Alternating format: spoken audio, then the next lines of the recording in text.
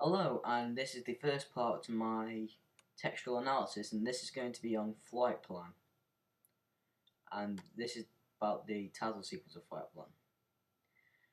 The first convention I'm going to go through is diegetic sounds, and you can see it may be a bit magnified, but you can hear a large sound of a train leaving the station, and this has been magnified to create an effect.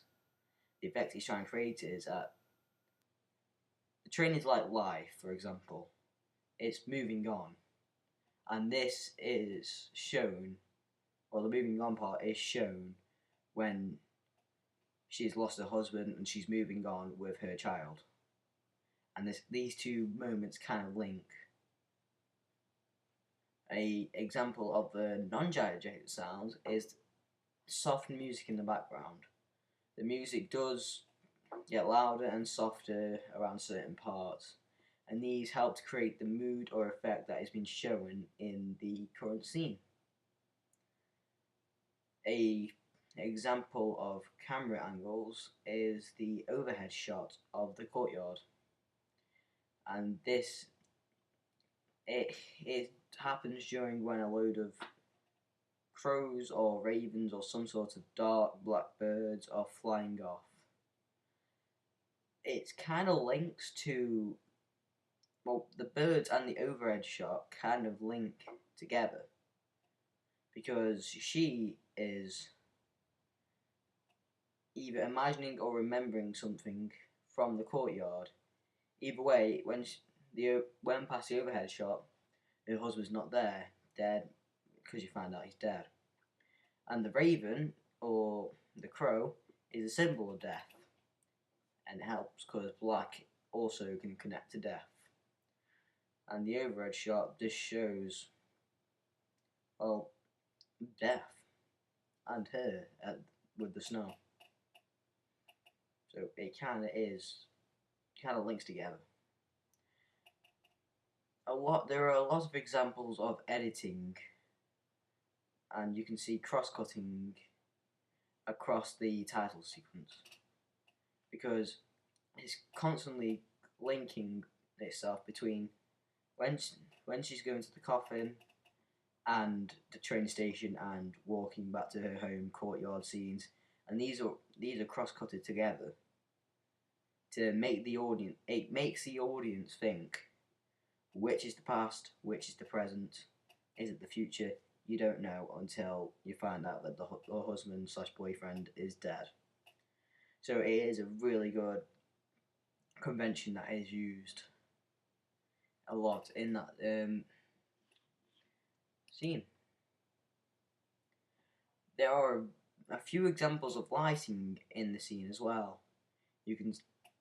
There is a good example of this when they're outside in the courtyard. It's very dark. Night being mysterious, deathly, scary. Many representations of that. But in the train station, it's like she's on her own. Then the man comes, as if they just first meet. And that scene is very light, and lightness can be represented as happiness, proudness, positive emotions. So these two examples of lighting are really good in this title sequence because it kind of shows two different representations. It shows death, it shows happiness, it shows positive and negative thoughts and feelings, which are also seen through the camera angles as well. When she finds out her husband dead, when she first meets her husband. So these two things link together, and it seems to be based. That title sequence seems to be based around him, in a way. The costumes.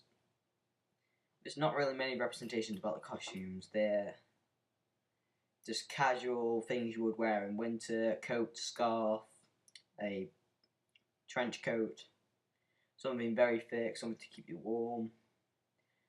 Nothing special from that. The props, however,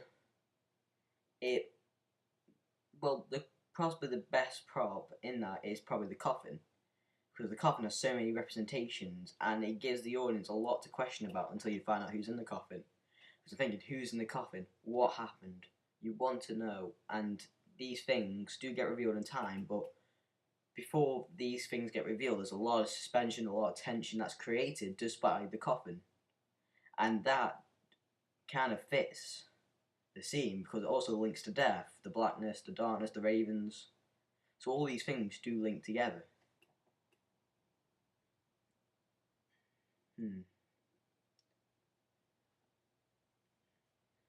Not, and that's it, basically.